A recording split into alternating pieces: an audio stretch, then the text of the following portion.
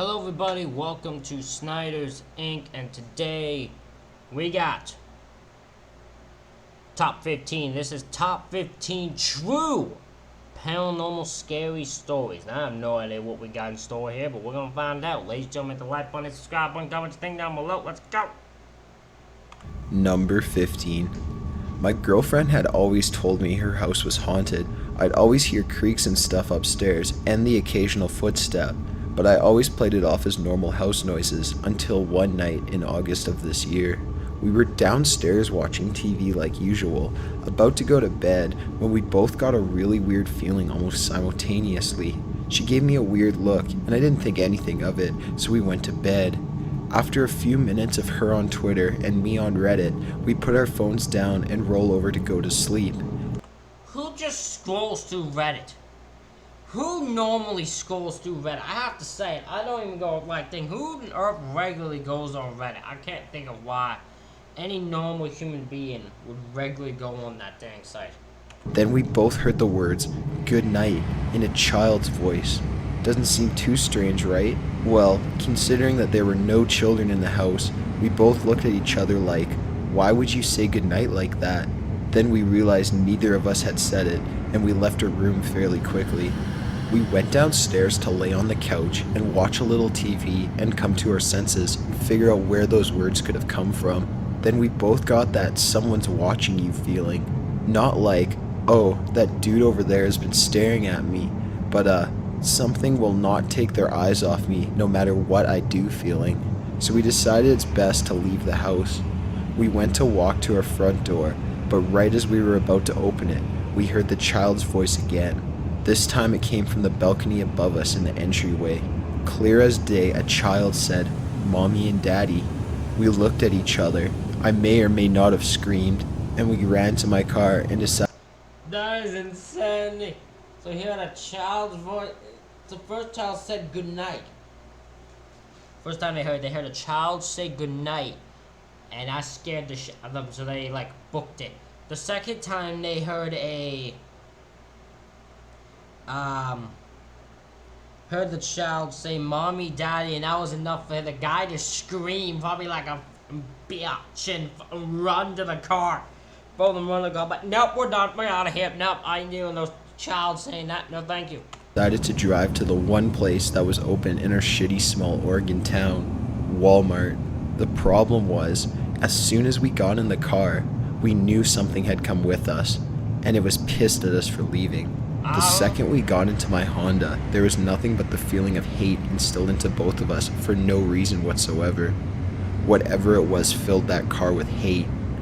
It's now about 4 a.m. and I have to be at work in 5 hours, so we decide to go back to her house and try to get some sleep and see what happens. We walk into the front door and nothing but quiet. We walk up the stairs, turn right, and suddenly it sounds like a dog is growling from her upstairs bathroom. It takes me a second though, because I grew up with dogs, and all I could think was that it was just mine being weird. 5 seconds later I realize I'm at her house, and no dog has ever set paw in there. Interesting, so he had he's like, oh, my dog's just being weird, and he's like, wait a minute, I'm not at my house, what do I mean, that's not my dog, my dog's not thinking no dog's ever set foot in this place, what the heck am I on about? Yeah, that happens. That definitely happens. You just kind of just assume it's something, but then you're like, wait, that doesn't even make sense. Something was fucking growling at me, and I had no idea what. Yep. At this point, I'm fucking pissed at whatever is happening because I'm tired and need to go to sleep for work. So I come up with this brilliant plan of talking shit to whatever was causing all these problems. I love when people do that. Anything that works. I love that when people are just like, oh, if I just talk a bunch of smack to it, it will stop. It won't do anything because its feelings. The ghost's feelings will be hurt, and it will be so heartbroken that I insulted it that it will just disappear. I don't know what the thought process is every time. This guy's so angry. He has to get up for work. He just starts to be a whine. He's just trying to talk smack. He wants to offend the ghost to leave. The only thing that sticks out at this point is me yelling, "If you're so pissed off, do something about it." Right after that, I feel something pull my shirt. I turn around thinking my girlfriend is playing a very unfunny joke on me, but no, she was downstairs. Something pulled my shirt. After that, I decided it was time to leave for the night. At 6 a.m., we get in my car and drive from my mom's house. That car ride was much less hate-filled, and all the bad feelings were gone for a while.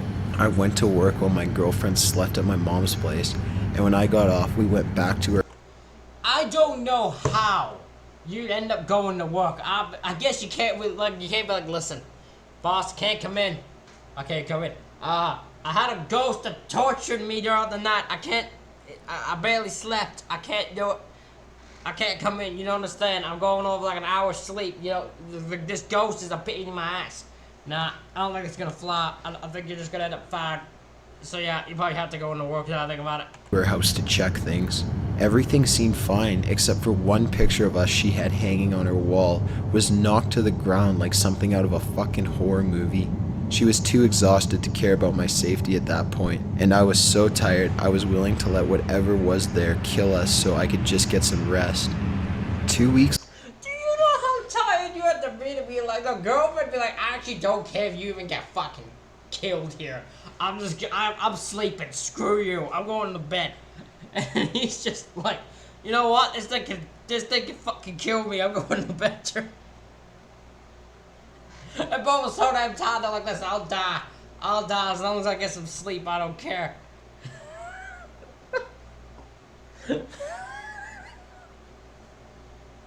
That's good. Y'all gotta be sick. You're tired and just sick of that. If you're just going to bed and be like, listen, I don't care. Weeks later, we moved out and haven't had any problems since. I never believed in the paranormal at all until this happened. I still question it. My brain thinks there has to be a logical explanation to all of it, and I'm sure there is. But I know she believes, and a piece of me believes, that there's something else in that house. Number 14. From 3 until 13, I lived in a nice home out near Yosemite National Park. Nothing super spectacular about it. 4 bedrooms, a den, dining room, the norm. Just down a little dirt road, and if you've ever been around these parts, you'll know. Just a little dirt road, and if you've ever been around these parts, you'll know. Miles away from civilization. My whole childhood, I was visited by this girl in white. She never spoke. I would just wake up at night and see or feel her there. I asked my dad, and his response every time was, the men in our family can see ghosts. My rational thinking of this was that we all had some sort of mild schizophrenia running through our family. It didn't bother me. She didn't look like other people. There was just something off about her. After my dad died, my mother decided to sell the house and went through a realtor. We never once had contact with the buyers, only knew them by name. The buyers had a son who went to the same school as our old neighbors, dear friends of the family, and the son apparently came to school without sleep repeatedly, complaining there was a girl who watched him all night and that he needed to get out. Number 13. So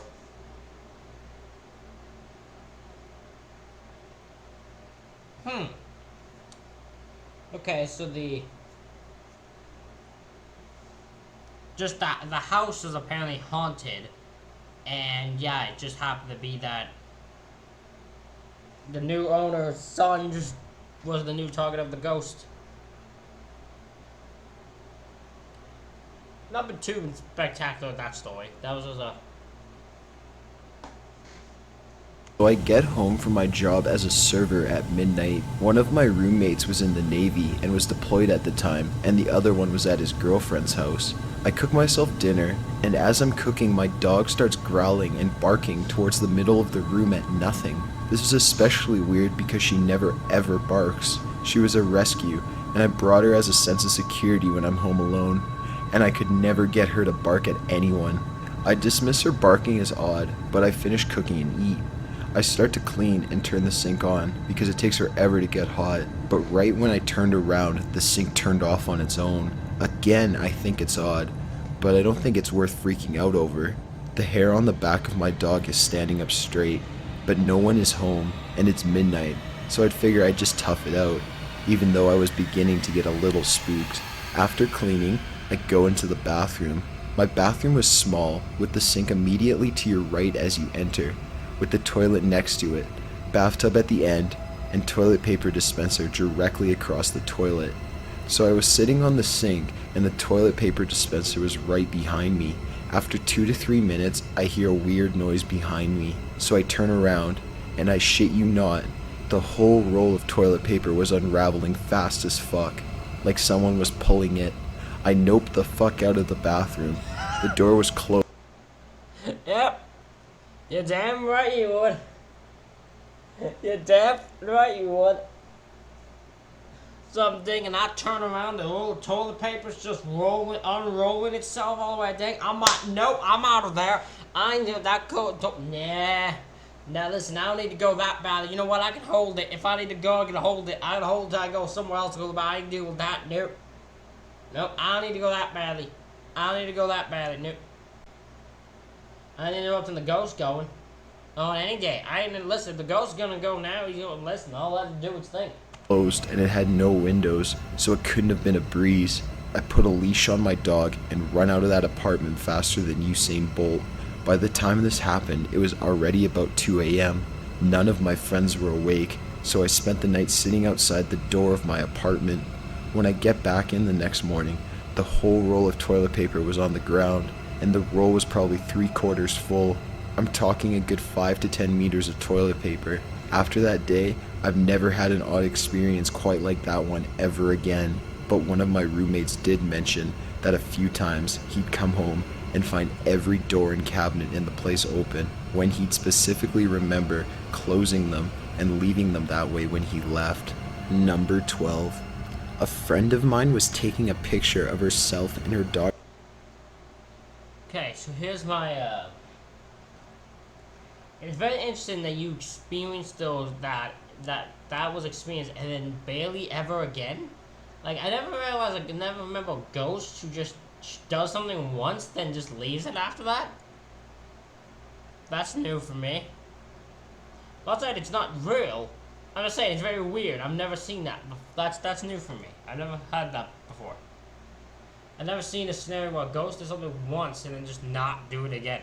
Daughter kissing, and in the background you can clearly see a figure that was not there. She had ghost experts come in and check around the house and found nothing. After some research, they found one of the previous owners was a mortician or ran a funeral home or something. I have known this girl for years, and it would completely shock me if this was fabricated, as I saw how upset she was and the money she dished out for experts. They no longer live there. Number 11. When I was around 6 or 7 years old, my uncle had just visited from the Philippines, showing us a doll that sang the Itsy Bitsy Spider when you pressed a button on. The moment everything goes downhill is with a doll. Listen, I got my creepy doll.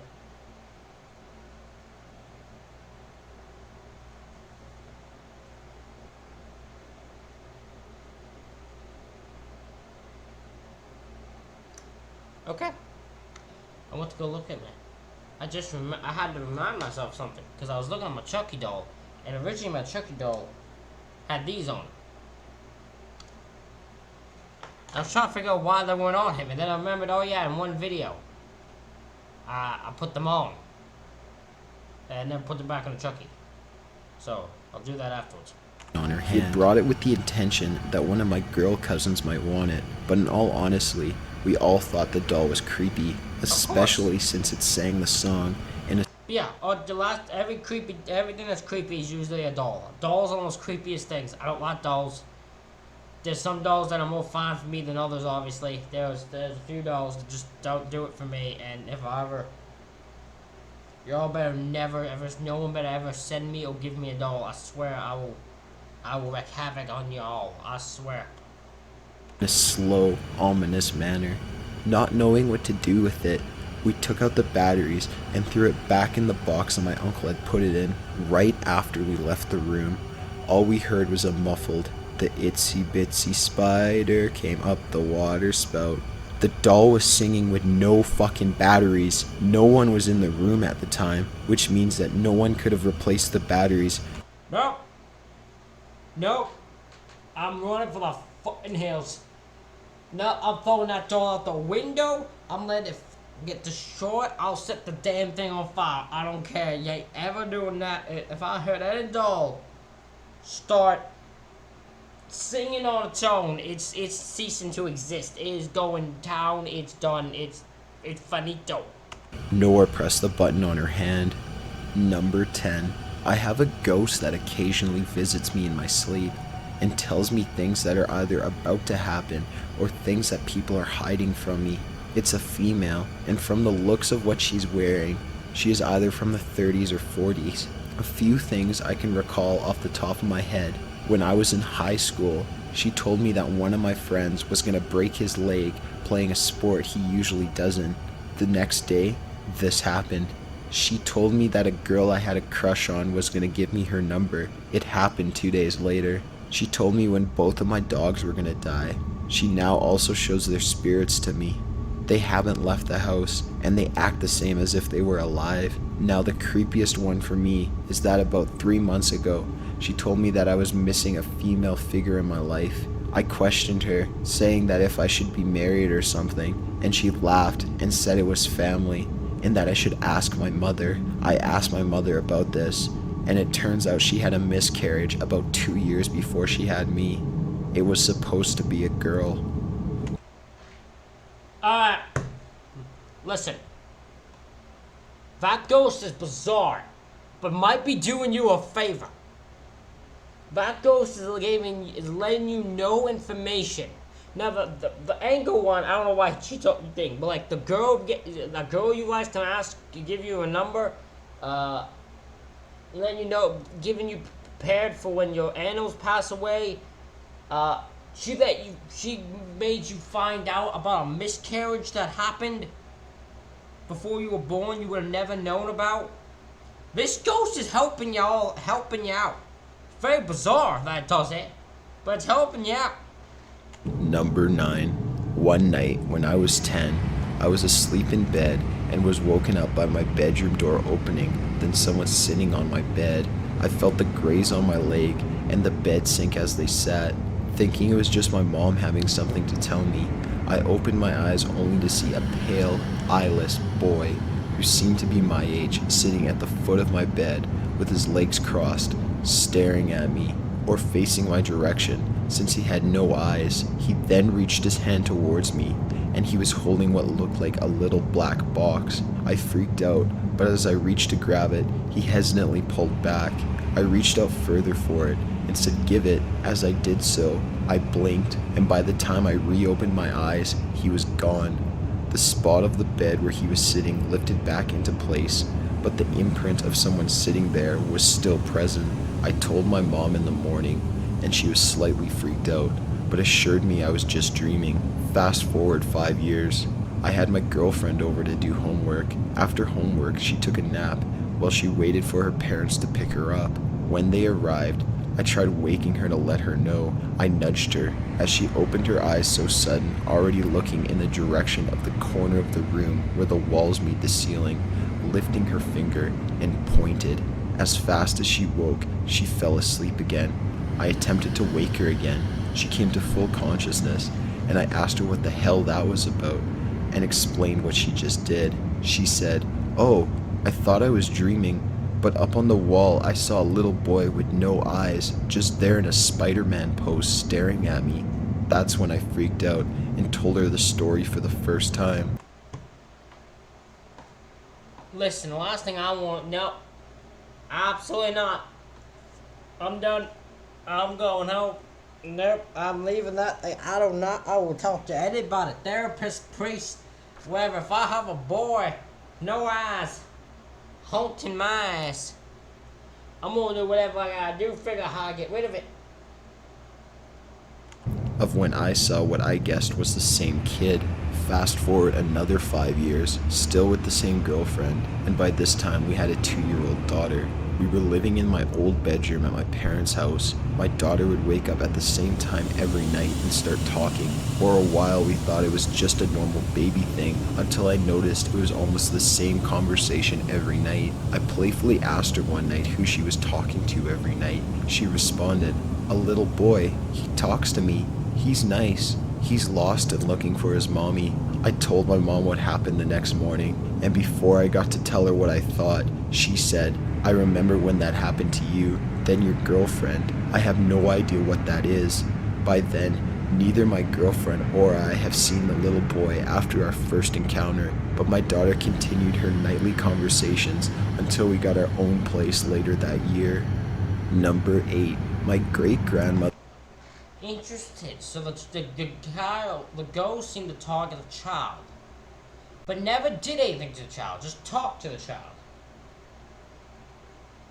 Lived with my family at our old house. We had built an addition onto the house so she could have her own kitchen, bathroom, bedroom, etc. After her death, we boxed up her belongings, which included her Bible and various other books and knickknacks, and I ended up moving into that addition since I was the oldest kid still living at home. After a month or so after she died, I was home alone. I had just gotten home from school and decided to watch TV in the family room. I settled down, turned on the TV, and proceeded to chow down on a bag of chips. An hour or so goes by, and I hear what sounded like a door slamming in the addition. My first instinct was to see if my brother was at home without my knowledge, since he had a bad habit of slamming doors. I started down the hall towards his room. I never had the chance to open his door. Further down the hall in the addition, I saw a person head directly towards my bedroom. It was at this point that I had to fight the incredible urge to shit my pants. I knew there was an axe murderer in the house, and it was going to be up to me to stop him. I entered my brother's room and grabbed the first weapon I could find, a plastic lightsaber. I slowly crept towards the Fair. I mean, you went to the first thing you could find. I don't think it's gonna. Listen. I appreciate the sentiment. I appreciate the heroic nature you have. Save your family if there was an axe murder, but I'm gonna break the news to you, my friend. That saber's gonna cause your death more than it's gonna save your life, brother. addition. The closer I got, the colder the air felt around me. It was the strangest feeling ever. I slowly entered my room and saw nothing. I had seen enough movies to know that the axe murderer was in one of two places, either under my bed or in my closet. I checked under the bed first. Nothing. I then flung open the closet, fully expecting an epic axe versus lightsaber battle, but was thankfully disappointed. I began to creep around the addition, looking for signs of a break-in. I found nothing along those lines, but what I did find creeps me the hell out to this day. On my great-grandmother's couch, the couch she sat on every day that I can remember, I found her open Bible, the same Bible that had been boxed up a few weeks earlier. Number 7. To sum it up, there's a legend about a woman who hung herself from a poinciana tree after being raped by a Japanese fisherman after discovering that she was pregnant. Thus, she is called the Poinciana woman. Anyway, she is said to be situated around the army base we have here. So one night, my eldest sister, brother, and their partners decided to go to the army tunnels, break in, and have a sesh. They didn't stay for very long, because once they were in, they said they had heard footsteps and ran out thinking it was a security guard. They arrived home at around 11 p.m. and went to sleep. My mother, little brother, and I were still awake, however. Mom was drunk, playing music loud from the TV. I was on the family computer in the lounge room, and my brother was getting ready to go to bed. Suddenly, he had ran out into the lounge room and was screaming, "Can you hear that?" Of course we couldn't hear what he was referring to, so we muted the TV, and we went up against the window with our ears pressed, trying to listen to whatever he was talking about. There was a light moan coming from outside the window. It sounded feminine. It was just outside of the window we were at. It circled around the house. We could hear it coming from the window opposite to the one we were at, and then the door on the side. It began getting louder and louder and louder. The wind literally picked up, and it was hurtling around with the sound. It got so loud and dramatic that my brother and I were on the ground with our ears covered, crying and screaming. We have spoken about this after the incident.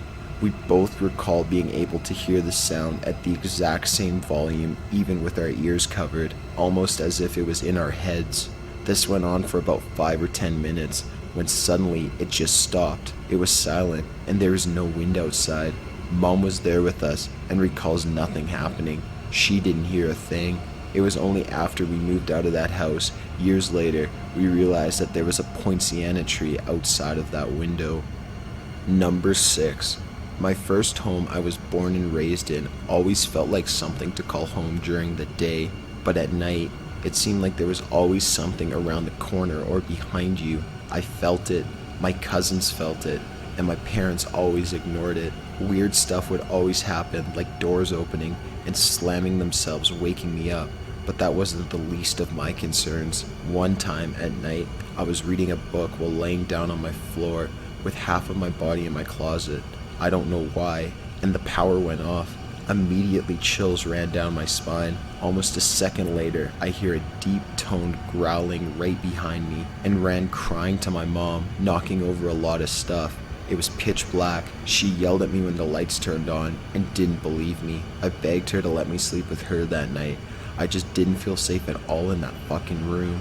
I had no other choice but to just try to think it was all my imagination and sleep in there anyways. I woke up to my head hitting my bed frame and my right leg being dragged into my closet. God fucking damn, I'm getting chills just remembering this. I knew someone was in there and wanted me to look at it, but I didn't. I screamed my lungs out and ran straight to my mom and cried all night telling her what happened. She got mad at me for waking her up and being a girl. My family is rather tough, I guess you can say. That night, I slept at the foot of her bed, shaking, trying to only look towards my mother, because I just had this haunting feeling of someone or something standing right behind me, just staring. A bunch of other stuff happened in that house, but that was by far the most terrifying thing that ever happened to me. Number 5. I've suffered from insomnia as far back as I can remember.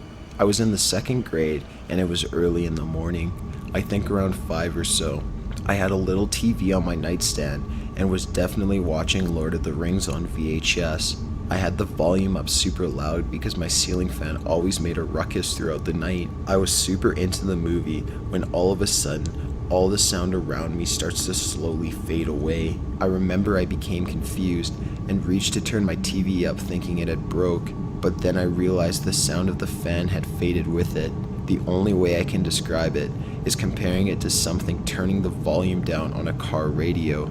I was suddenly overwhelmed by an intense feeling of euphoria. I had never experienced anything like it. I absolutely cannot describe how utterly at peace I felt. I was able to comprehend what was happening, and then it clicked in my head that I was dying. Keep in mind that I'm in the 2nd grade, so this is a pretty intense conclusion, but I just knew. I rolled over onto my back, ready to, and excited to accept my fate. That's when I saw it. There was a large white figure in my doorway, just hovering and pulsating a white aura. I quickly panicked and began calling out for my brother. His room was across the hall. The figure glided to the end of my bed and just sat there, watching. I'm not really sure how much time passed, but the figure suddenly vanished. Sound came back, and the euphoria disappeared. I jumped out of bed and ran into my brother's room, where I practically flew into his bed. He woke up and saw how panicked I was, and he began to panic as well. I was hysterical and just kept telling him it was a ghost. We did what any other kids would do and hide under his covers.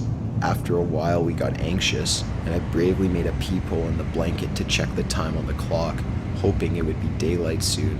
5:30. The clock read 5:30 in the morning. Then the phone rang, and it rang, and it rang, and it rang. Me and my brother started to panic even more. Then silence.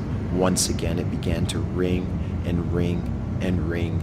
We jumped out of bed and took turns running from light switch to light switch until we had a light path to the living room. Our house was over 5,000 square feet. This was not an easy task. We got to the living room and watched cartoons until my mom woke up. She was livid, yelling at us for being up so early. I told her I saw a ghost, which only made her more upset. My brother, who was always tormenting my irrational fears, got mad at her and started telling her this wasn't a joke and it wasn't my imagination. I started telling her to check the phone because I saw the ghost around 5:30 and it must have been the ghost calling. Kid logic. She went to check the phone and went to the other room for a while. Suddenly, she wasn't upset anymore. When we asked if it was said ghost, she said it was a telemarketer. She was so nice about it, she let me sleep in her room the next few days. I thought maybe since it was my brother's birthday that day, she just didn't want to argue, but she never let me sleep in her room. 2 days later, after getting home from school, my mom called me to the family room and told me to sit on her lap and that she needed to tell me something. I obliged. My great-grandma passed away in the hospital at 5:30 a.m., and the phone calls were my grandma calling to notify us. Me and my great-grandma were extremely close. To this day, I get chills thinking about it. I know that there are a few... So, grandmother passed away.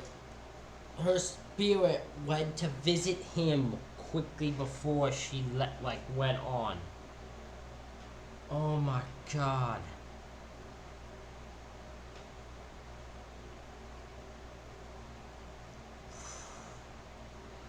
It's so what I bet happened was she got the call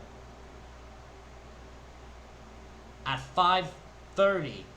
When she got the call, the mom answered the phone, realized what was happening, and said, okay,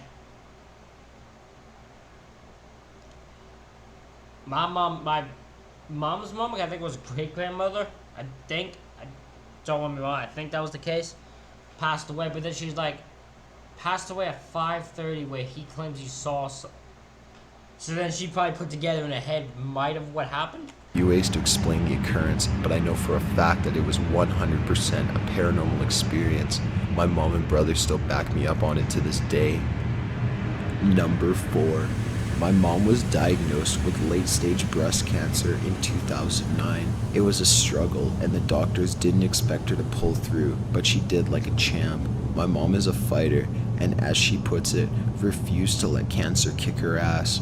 Fast forward to 2012, and she decided to undergo reconstructive surgery. The surgery goes well, and she is put into recovery. She spends a day drifting in and out of consciousness, which was expected after a surgery like that. The whole time she is hooked up to a morphine drip to help her pain. After being reassured by the doctors that everything was fine, we decided to go to our homes and shower and sleep. My sister elects to stay just in case anything goes down. Fast forward to the next morning, and my sister is calling me in tears saying that I have to get to the hospital right now. I rush up to the hospital and am pulled aside by doctors telling me that my mom had suffered some complications from the surgery and is in a coma. A half an hour goes by and my stepdad arrives, and the doctors pull him and I into her room. They say her lungs are filling with fluids at a fast rate. They say she is unlikely to recover and we need to make a decision to keep her on life support or pull the plug. We refuse to let her go like that. 3 days go by and my mom starts showing some cognitive activity. By the end of the week, she fully wakes up. The relevant part happens after she wakes up. She looks at my stepdad and I and asks when we came into the room. We told her we've been here all week. She seems really dumbfounded by this and replies that she's only been in the room for a day or two. She then asks where her grandmother had gone. This creeped us out. My great-grandmother passed away in early 2007. When my stepdad tried to explain this to her, she replied that she spent the last couple of days with her talking about the family. She said grandma got really weird and told her that she can't give up because she has children to take care of. According to my mom, around the time that she said... So it almost feels, so it's like the great-grandmother or the grandmother came in. Her grandmother came in and said, like, her spirit, because, like, maybe she was about to die, her spirit went up, and her grandma said, no, you ain't leaving yet, get back down there. Get back down there, you ain't leaving yet. You ain't leaving out of here, you got children to take care of. You got kids to look after, you ain't done yet. Act down and do not give up on that. Do not give up on them. Your spirit, you better keep on freaking fighting. You do not give up. Said this, my mom became aware of us being in the room, and her grandma was gone. It was really weird to talk to her about it. To this day, she has no recollection of being in the coma. She knows that she was now, but all she can remember is spending a few days in the hospital with her grandmother, talking about the family. Number 3. We moved into a house and everything was really quiet the first 6 months or so. The neighbors told us the people that lived there before had moved after their teenage son died in a motorcycle accident. Then after the first 6 months, my dad died. Not in the house, but after that, stuff started to happen. I would have friends sleep over, and one night my friend woke me up because she said there was a young guy standing in the bathroom. So I went and checked and nothing was there. Over the next few years, just about any friends that stayed overnight had said they saw the tall, blonde young guy walking around the house. We did have a few other things happen, like a wine glass that was on the counter suddenly shatter. No one was touching it, it just shattered on the counter. Another time during the winter, we had the heater on and my room was always the warmest in the house, and it was ice cold as you walked across my bedroom to the bathroom that was connected. The creepiest thing was when my friend was sleeping on the couch, and in the middle of the night, he said he woke up to a young guy pushing him off onto the floor. He said the guy didn't say anything, but my friend knew at the time he had to leave, and he did. He wouldn't stay at my place after that. Number 2. So I was about 9 or 10. I went to my friend Allison's house. She and her parents were at her soccer game. Found that out later. Her house was 3 lots down the street and on the other side. The house had a 6-foot fence around the property, opening up to the driveway. Whenever she wasn't home, I would just wait for her in the backyard. Her swing set was totally badass. So here I am swinging, waiting for Allison, having a great time. I'm watching through the kitchen window, through the living room, and out the front door, hoping to see her and her parents walk up to the front door. Then I saw a dark, slowly moving figure thing move across the front room. The next few seconds seemed to last years. I am no longer swinging, still sitting on my favorite swing. I am no longer happy. Deathly still I watch this figure, holding my breath as it glides. No, no, no. The voice in my head shrieks as the pitch black shadow stops. Panic is starting to set in my young mind. Hold perfectly still, I tell myself, intently watching as the figure starts to turn towards me. I see no face or any detail, but I feel it as it faces me. Definitely male, definitely full of hate. Every hair feels like it's standing on my head. Scared shitless and not able to move. I tell myself this can't be real. It's almost some waking dream. The thing starts moving towards me. I let out a loud gasp-like scream. I can almost feel its intention. I am frozen by the hate I can feel. I look past the door to the kitchen to the driveway. If that guy comes out of the door at me, I'll never make it past, I think. I look the other way towards the fence. That side doesn't open, but I can climb it. We always did to get to the field. I've never climbed it great, but I can. Looking back at the window, I see the shadow man slide right through the window. I scream as I run towards the field. Never looking back, I climb the fence the fastest I've ever did. Falling off the top of the fence, I land on my back, jump up, and run as fast as I have in my life back to my house. Upon entering my house, I run straight to my room and enter my closet. This is where I sat for the next 4 hours until my parents finally convinced me to come out. To this day, I still get chills when I recall this stuff. Number 1. So this was several years ago, when I was a total deadbeat and I lived with my then girlfriend's parents.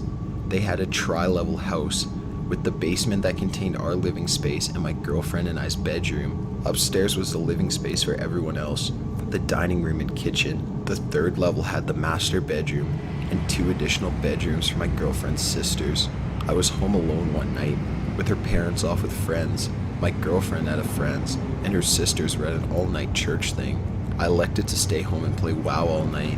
Where my computer and desk sat, right above my head, was an AC vent. Often I could hear her sister playing in a room from that vent. I was leveling my paladin or something when I heard laughing and giggling come from the vent. No one was supposed to be at home, so my heart picked up. I glanced at the clock on my computer, and it read 1:36 a.m. I remember this all very distinctly. I went to go investigate and headed upstairs. The way the landing sits is at the top of those stairs. You can turn left and either go upstairs or go into the kitchen. I climbed the second set of stairs and opened the first door on the left, which was her young sister's room, which is directly above the basement. Inside, I used the light of my phone to illuminate as best I could. I saw a small figure, what I assumed was a small girl wrapped in a white sheet in the center of the room, cue pants shitting. This This young girl stops playing with the dolls and slowly looks at me. It lets out the most ear-shattering scream you can imagine. My skin crawls just thinking about it, and my chest tightens just remembering it. I wish I could tell you what transpired, but I remember waking up at the bottom of the landing, right next to the door of the kitchen. I stumbled into the kitchen to get a drink of water and contemplate what the fuck just happened. I glance at the clock on the microwave. The clock read 4:46 a.m.